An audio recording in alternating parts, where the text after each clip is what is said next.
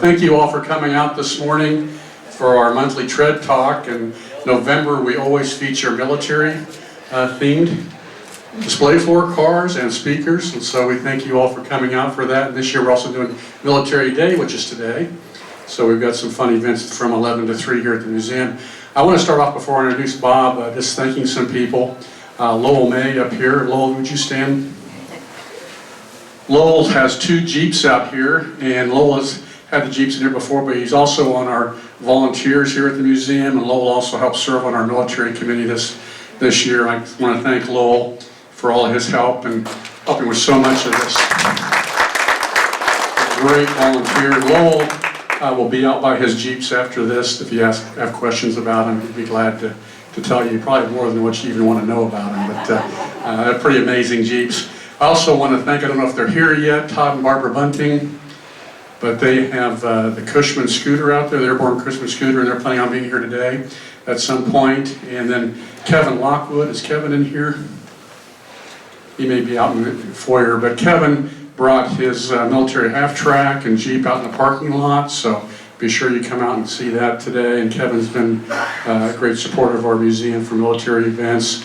And then we've got the Kansas National Guard brought a vehicle outside, and then Bernie and Julie Carlson of Topeka had their dog tag machine out here. So this is a vintage 1952 dog tag machine, and they make dog tags for people with that. So if you'd like to have an official military dog tag, be sure to stop out in the lobby and see them, as well as a couple of recruiters from the National Guard if anybody's interested. So anyway, we want to just thank all of them for being here today, and for all of you for supporting the museum as well. We're honored again today to have with us this year Dr. Robert Smith. He is the director of Fort Riley Museum Complex at Fort Riley for how many years now, Bob? 11 years. 11 years. Going on 12. So he does an amazing job. Dr. Smith was born in Nebraska and attended Nebraska University, where he majored in history. He has always had a love for history and a particular interest in military history, as he comes from a military family.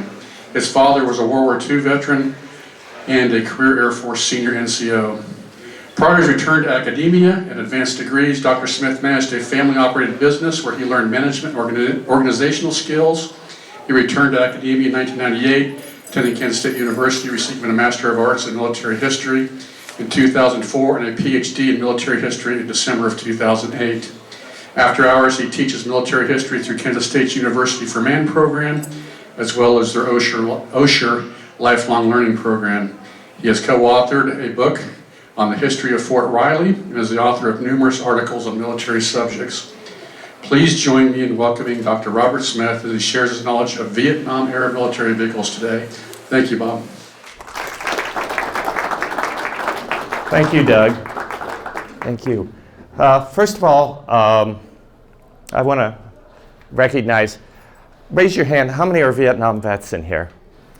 Great, great. My brother was a Vietnam vet. I was one of those students during the Vietnam era that had a student deferment at Nebraska University, and so I kind of missed out on that. Although my father was senior NCO, and I feel I've done some time in the military the way he handled his family. So today I'm going to talk about vehicles of Vietnam. This is kind of a very cursory, quick look. I don't want to keep you here. You know, I'm not going to hit all of the vehicles, but I've hit some of the ones I think are more interesting. And if you have any comments about it, please talk to me about those. This is sort of a give and take discussion here today. So talk about Vietnam vehicles, gun trucks to MUTTs. And, okay, so armored vehicles in Vietnam. Really, are you kidding?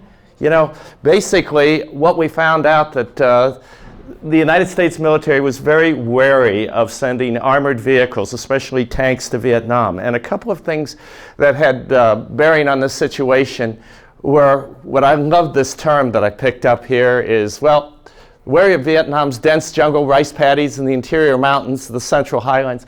And it produced among military, the senior leadership at the Pentagon, what they called terrain timidity. You know, really, do we want to send armored vehicles to Vietnam. And we also looked back at the French. The French were in Vietnam from 1945 all the way up to 1953-54 time period. And we sent them a number of M24 Chaffee tanks, which they used. And you can see that the use of those tanks was not all that conducive to the terrain. And so the United States, when we started to get involved in Vietnam in the early 1960s, it was determined that maybe military, especially armored vehicles, weren't the most conducive thing or the most necessary thing to send. And William Westmoreland had this famous quote in the 1960s. He said, "Except for a few coastal areas, Vietnam is no place for either tanks or mechanized units." And so there was this reluctance to send armored vehicles. However, armored vehicles did go, as we will find out. Now, the United States, at the end of the Second World War, had found out it was a completely mechanized American army. It was a product of the post-war, or the Second World War, and into the post-war. Because the United States believed that the next military action would be fought between armored vehicles and conventional armies in Central Europe. Now, Korea kind of dispelled that a little bit, because in Korea we still had conventional armies fighting one another. But the issue with Vietnam was that this was totally different war than we had fought in World War II or in Korea. This was now what we call a COIN operation, a counterinsurgency operation. And basically that meant that both the Viet Cong and the military and the North Vietnamese army would actually melt into the jungles. And so this was sort of counterinsurgency. And so the question for American senior leadership at the Pentagon was really, how do you send a fully mechanized American army into an area such as South Vietnam? And that's the question we're going to look at today. So, the employment of armor. We're going to start with tanks. We're going to start with tanks, and we're going to work our way down. We're going to work down to trucks, Jeeps, and a variety of different types of armored vehicles. And so, you know, relatively few armored units were sent to Vietnam. And basically, armor in Vietnam served as a sort of a mobile pillbox and perimeter defense around fire bases and bases like that, military bases. Initially, in the 1966-67 time period under William Westmoreland, there were some major operations like Junction City, Abilene, Cedar Falls, those operations. And what was decided was we would send and use the armored forces to be a blocking force, and then send our air mobile forces into the area and tend to surround or push the enemy towards the armored locations.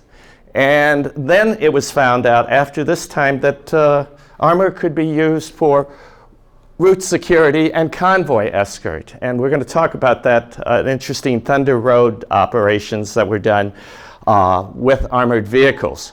Now, there were three main tanks, and I'm only dealing with American vehicles, American-produced vehicles in this talk. And so there were three main armored vehicles, tanks, that were used in Vietnam.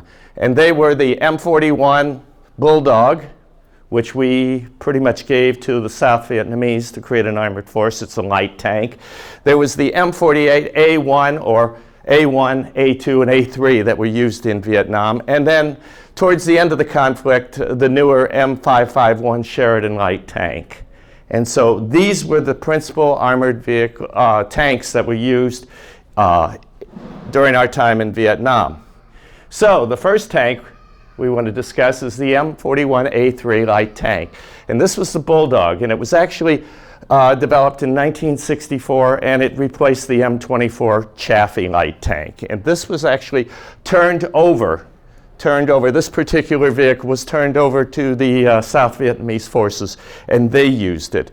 And the most significant action here was in October of '65 when 15 Bulldogs joined a relief force for the besieged Plaime Special Forces camp. And so this was almost exclusively used by the South Vietnamese forces.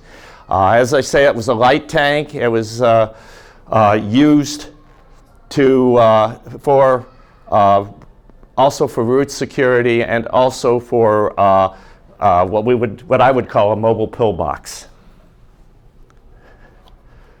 This is the workhorse. This is the workhorse of the American troops in Vietnam. It was used both by the United States Marines and the U.S. Army, and it was the M4 and mainly the A3 Patton tank. It had a 90 millimeter gun, and it was used basically as an infantry support vehicle. There was only one, and this is very surprising to me, there was only one tank-on-tank combat in Vietnam, and that occurred in 1969.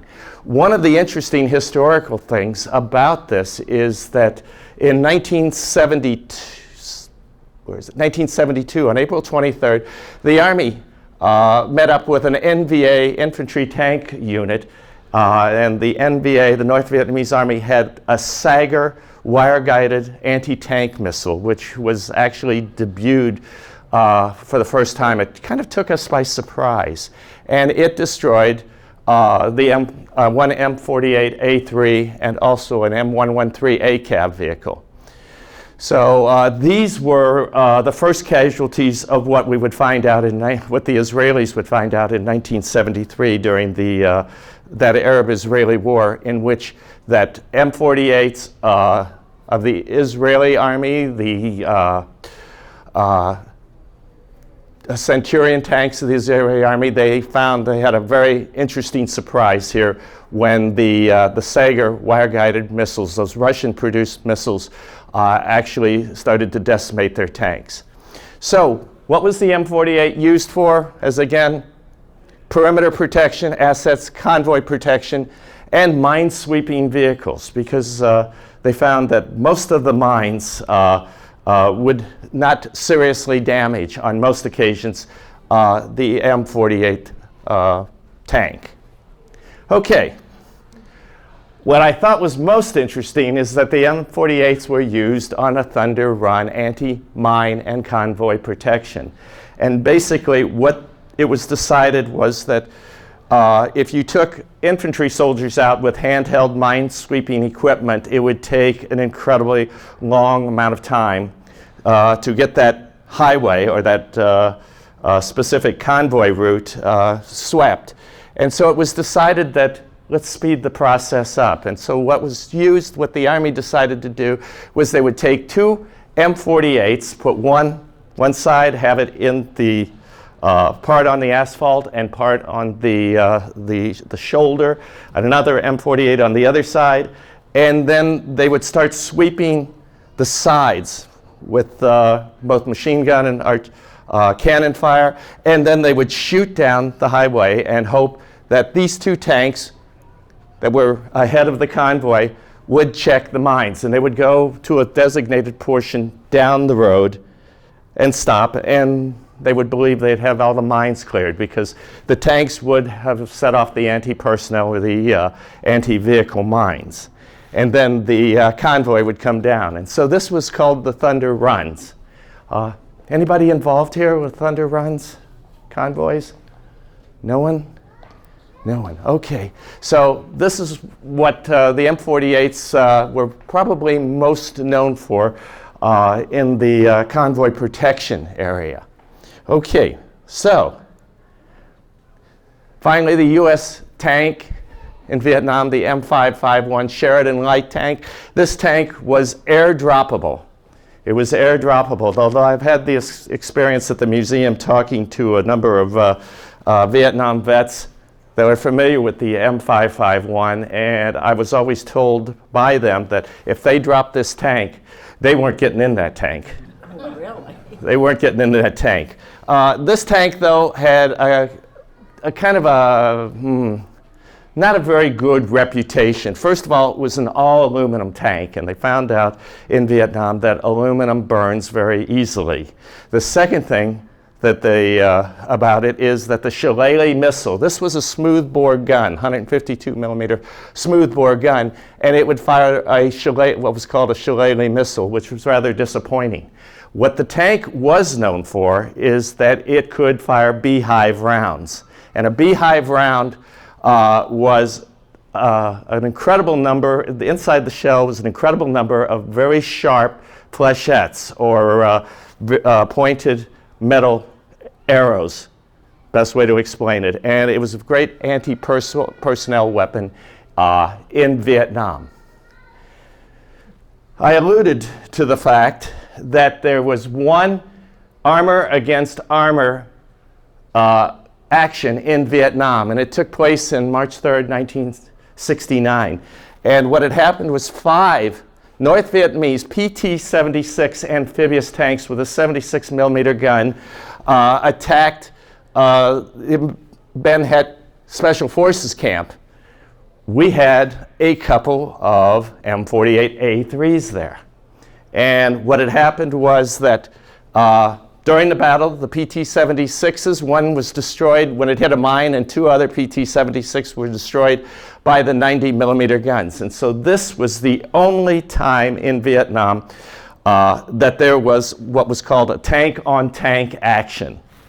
And the North Vietnamese did not fare very well in it, and we don't see North Vietnamese tanks in action until 1972 during the Spring Offensive, when they are equipped with the Russian T-54 tanks. And so did not work out very well for the North Vietnamese. Okay, moving on, talking about the workhorse here, which was the M113A1. It was actually developed by the Army in 1956 and actually supplied to the United States Army in the early 1960s. A couple of things about the M113 is that the petrol engine was replaced with the 212 diesel engine. What we found in Vietnam is that the 50 caliber machine gun offered no protection to the gunner here. It was actually a two-man crew, a driver and a commander gunner. It could hold an entire squad of American troops, and in the back here was a ramp that would drop down.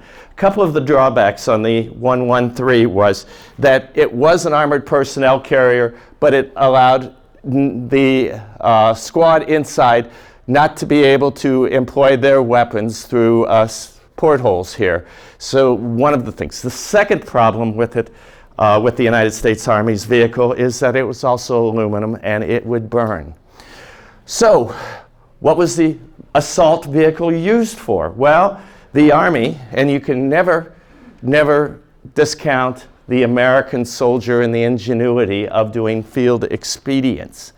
And there were a number of field expedients and variants to it. The M1064 mortar carrier equipped an M121 120 millimeter mortar. It was actually placed inside and could fire from the vehicle. There were 2 panels that opened up at the top, exposing the mortar into crew. There was also the chance, you don't see it here, but they had the opportunity to take the base plate, which would be on the other side, and take the mortar out and make it for positional firing on the ground.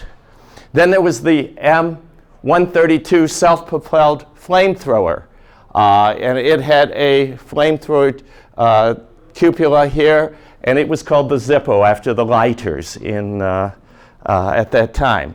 And then there was, which are still used today in some capacity, the M577 Armored Command Vehicle, which has a very high silhouette in order to create that mobile command center. And then the Australians got really creative. We gave the Australians a number of them, and they decided to take off of their armored cars a turret from the Saladin armored cars, and they created a 76 millimeter gun with a coaxial 50 caliber machine gun, and it turned it into an armored assault vehicle. And then finally the M548 tracked cargo carrier, which carry cargo. And so there were a number of variants. Okay, one of my favorite topics is to talk about gun trucks in Vietnam. And these were armored expedients that were created by the soldiers and not authorized, never authorized by the United States Army. What happened was that the drivers, the convoy drivers of the Deuce and a Half trucks basically got tired of being ambushed and shot at, and so they decided to create their own armored expedients. And so we have the birth of the gun truck. A couple of things about it. It is a standard Deuce and a Half vehicle that has been up-armored. And most of the items that the convoy drivers, in order to create those, they got this equipment from the Air Force, the 50 caliber machine guns, the M60s, the armor plating. The trucks were painted black for intimidation, and they would also escort the convoys. There was a great comment about these, and one of the armored truck drivers of these gun trucks said, "We had M60 machine guns, and if there was a Viet Cong or an NVA soldier hiding behind a tree, we'd shoot at the tree until he decided to step out." That didn't happen very often. He said, "We got 50 caliber machine guns, and we could cut the tree down and not worry about him stepping out." But the trucks were also named for intimidation. There was Canned Heat, there was Snoopy, the Peacemaker, and my favorite, which is the Eve of Destruction. And by the way, just a little factoid here, the Army museums throughout the country, the 43 museums throughout the country, Fort Eustis has the only gun truck that has actually survived and come back from Vietnam, and that is the Eve of Destruction.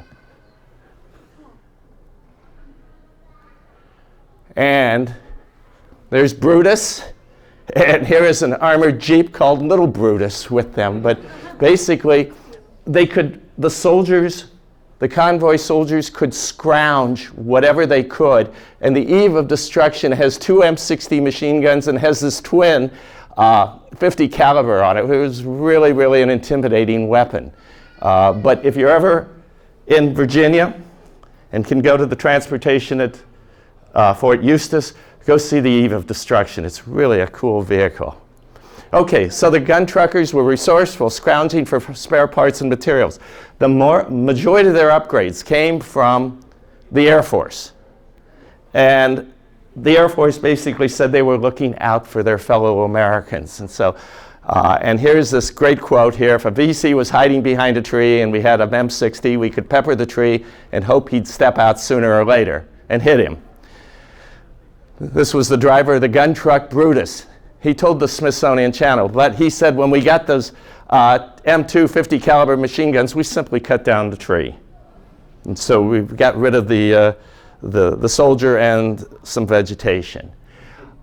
Two other interesting Vietnam vehicles that were actually never intended for use in a counterinsurgency capacity, and they were the M50 Ontos and the M42 Duster. Now this is the Ontos, and it has 6 106 millimeter recoilless rifles on it, and it was used by the Marines, and they found that it was a great piece of equipment to use basically in urban situations, just like in Quang Tri and Hue. Ontos is Greek for the thing. And the thing, actually, they loved it. They could fire into fixed positions with those beehive anti-personnel rounds. And they were packed with thousands of sharp needle and if you actually Google this, you'll find these Ontos with the Marines in action in Way in 1968. The other vehicle was the M42 Duster. This was designed as a anti-aircraft piece, but since the United States had air superiority over the skies of South Vietnam for a considerable time during the war, the Duster was put to use as an anti-personnel. These were two twin Bofors anti-aircraft guns, and it could be used in the anti-personnel role and also in convoy security. The North Vietnamese feared this vehicle because they had nicknamed it the Fire Dragon, and so it was a very useful, never used in its intended role as an anti-aircraft weapon, but as an armored anti-personnel weapon. Now I have my good friend Lowell here, who is an expert. I always go to him for the Jeep, the M151 MUTT. So he's going to probably, I'm waiting for him to jump up and say, "No, Bob, that's not right," or you don't have it correct. But anyway, I'm going to give it a shot today. So 1951, the Ford Motor Company redesigned the Jeep, the quarter-ton 4x4 military utility tactical truck. Did you catch that? M-U-T-T, or MUTT. Okay, so Ford received the initial contract, and the M51A2 was awarded to the Kaiser Jeep folks and the AM General Corporation. Now, the M51 still looks like a Jeep, but there was some major changes to the World War II Jeep. First of all, the steel tub was bolted to a separate steel frame, giving the vehicle more ground clearance. They did find out that the M51, with the independent suspension and coil springs, was capable of high-speed cross-country travel. The only thing, it had a habit of flipping over.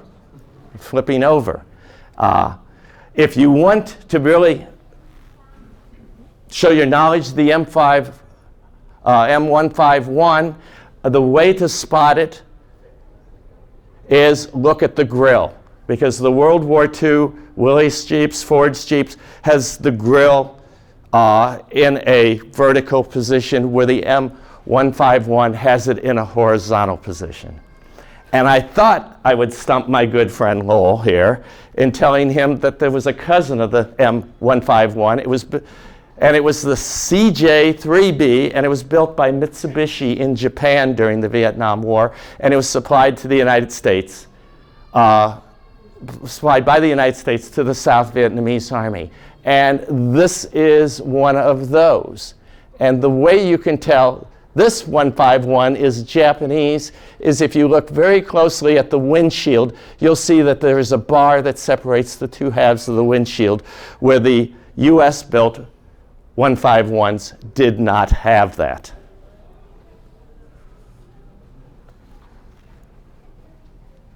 This is another one of my favorite vehicles here. It was the M274 utility platform, or the Mechanical Mule. And this was actually used to a great extent in Vietnam. It was a cargo carrier.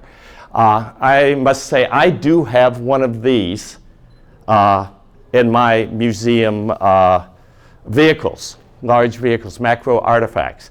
There was over 11,000 of these vehicles used, and it was used as platforms, and it could carry cargo, but it was also the inventiveness of the American soldier in that you could put a .50 caliber machine gun on this, or you could also put a 106 recoilless rifle. So it carried a variety of weapons. The interesting thing about these cargo vehicles is that one of the good things, the advantages, is that you could disengage, take the seat out, disengage the steering wheel, and then add more room, and you could drive it while walking along next to it. So it could be used that way. Accommodate cargo. A couple of the drawbacks was it offered very little protection to the soldiers, and in 1980s the United States pretty much got rid of these because they were replaced by the M-Gator, which is a military variant of the John Deere Gator. So interesting little vehicle, hauled a lot of cargo, was extremely liked by the American troops in Vietnam, but they just went away. Okay, now, I thought I knew everything about military vehicles that the United States used in Vietnam, and my last slide is it really surprised me here, and it was the bicycle. In the summer of '65, the United States considered equipping the South Vietnamese rural militia. You could get by very quickly to a combat situation if you get on a bicycle and pedal. It's quicker than walking. And so the United States decided this might be a great idea. Buy bicycles. They are cheaper than the larger gas vehicles. And the soldiers. It's a it's relatively simple vehicle to operate. The soldiers could fix their own bicycle if it was damaged. And so the United States bought 800 French-made bicycles, sent them to Vietnam, gave them a green paint job and then also a red and yellow stripe to represent South Vietnamese flag. American soldiers called these rough puffs. And these rough puffs experiment was a foregone failure. And it was decided instead to give the provincial militia armored cars instead. And so this is sort of a quick rundown of the vehicles, the most common vehicles used during the Vietnam War. And I invite anyone to ask questions or tell me about their Vietnam experience with a particular vehicle. Anybody? Yes, sir. This question's unrelated to the presentation, but I think you're just the man to be able to answer it. When's the museum opening back? I'll be happy to tell you. I think we should be open by January. They're actually creating the exhibits now, and I have a bunch of folks in at the 1st Infantry Division Museum from Portland, Oregon. They are painting, sanding, and starting to create the partitions. And I kind of walk through and I go, oh, that's where that goes. That's where that goes. So, yes, sir. So we're getting close. We're getting real close. Yes, sir. Why was the bicycle a failure? Why?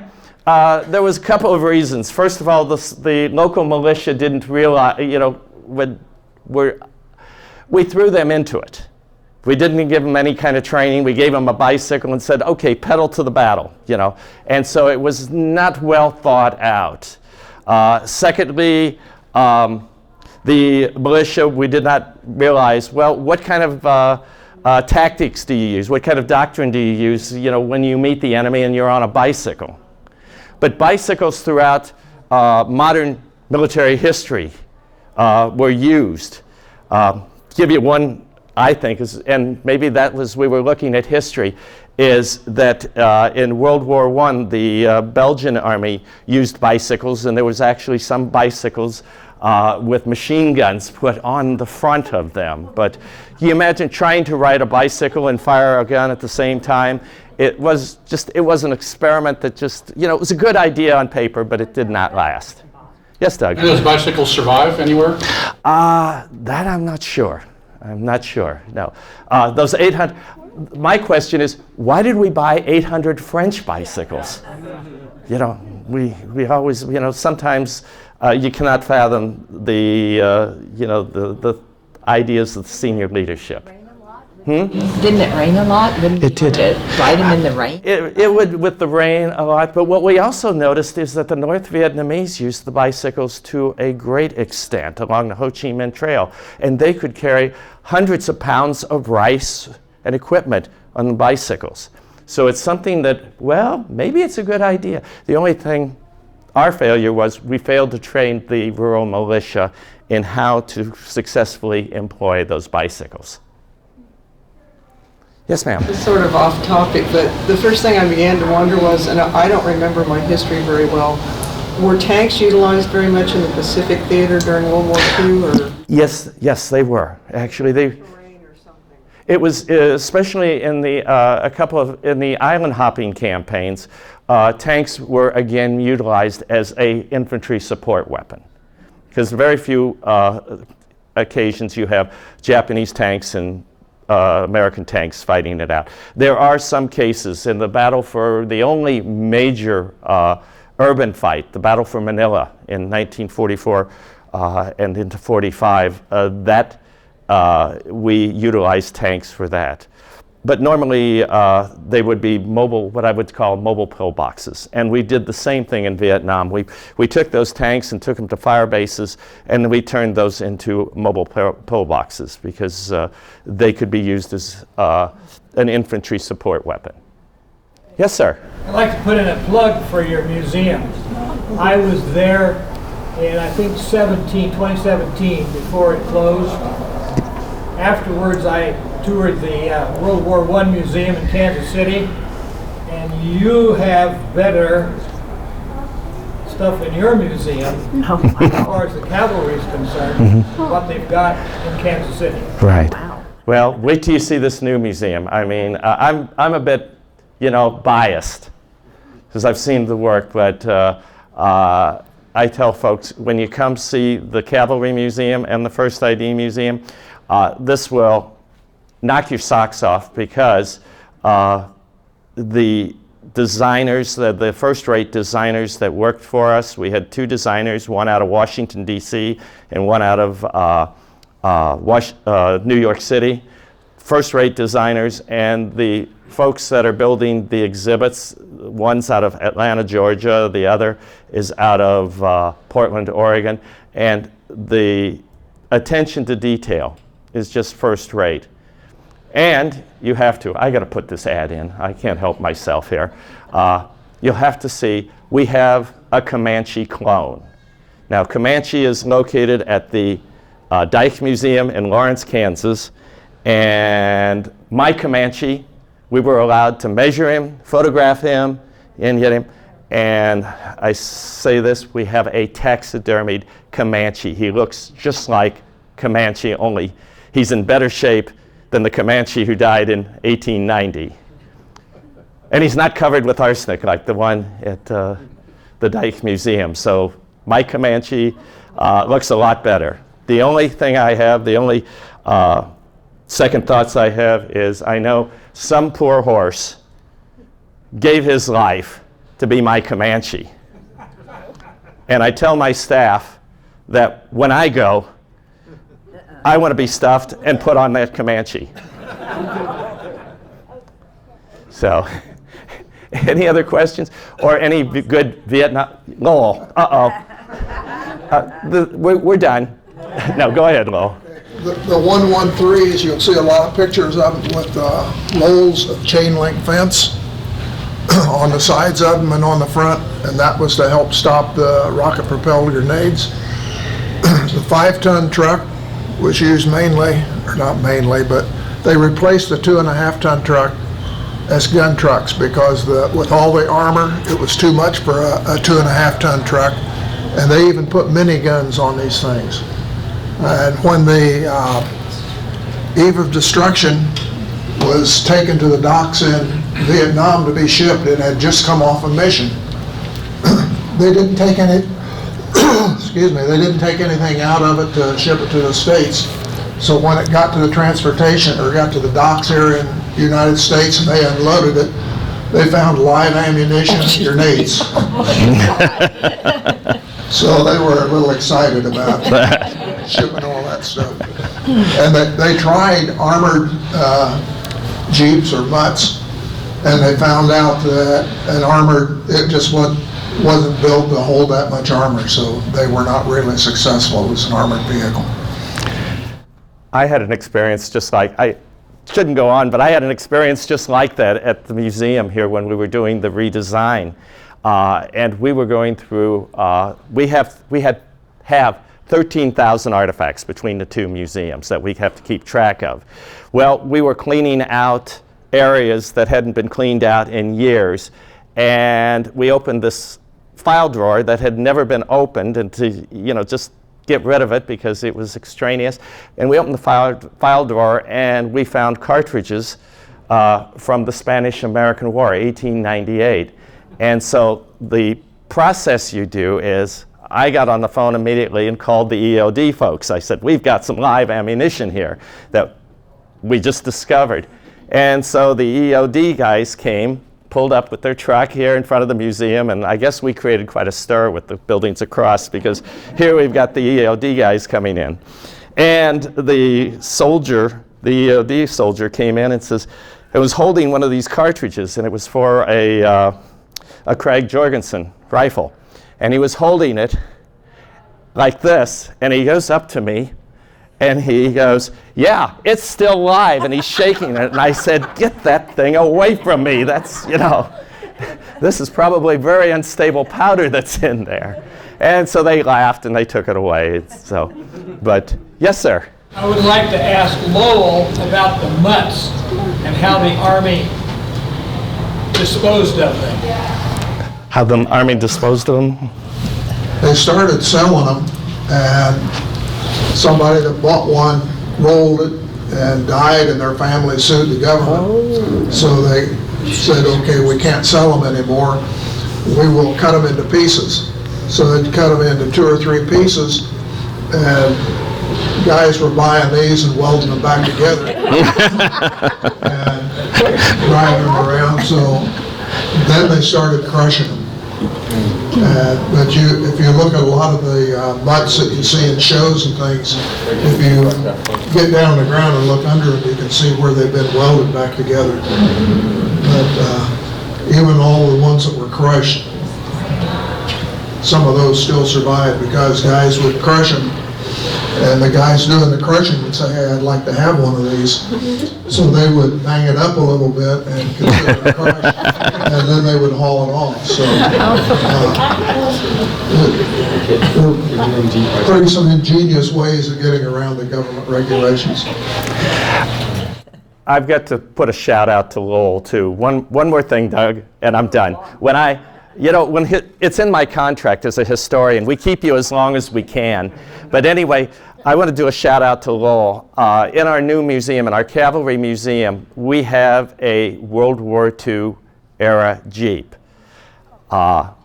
It's on the 2nd floor of my Cav building, which was built in 1855.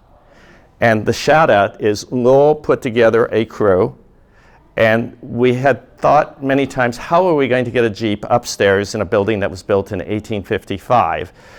And Lowell and his crew basically took it down to its basic components. The tires came off, the engine came out, everything down to where it was almost like Radar O'Reilly and MASH trying to ship a Jeep home. They broke it down and brought the pieces up. And the only large pieces that had to come up were the chassis, correct? And the body. And the folks at the Public Works, Fort Riley Public Works, were really kind. What they did is they got a whole bunch of guys together, 8 guys together, and they humped that chassis up the stairs and that body. And they brought all the component parts up there. Lowell had all the pieces like a big puzzle, and his crew, and they put it back together. And so I have a big shout out to Lowell that he got my Jeep upstairs in an old building, and it's going to be a centerpiece of the World War II exhibit. So thanks to Lowell. He really... If you ever want it down, you're on your own. So, hey, this is always fun. Thank you so much. I hope you picked up a few, little tidbits of Vietnam history here and all these vehicles. And so it's always a pleasure. Thanks, Doug, for allowing me to do this.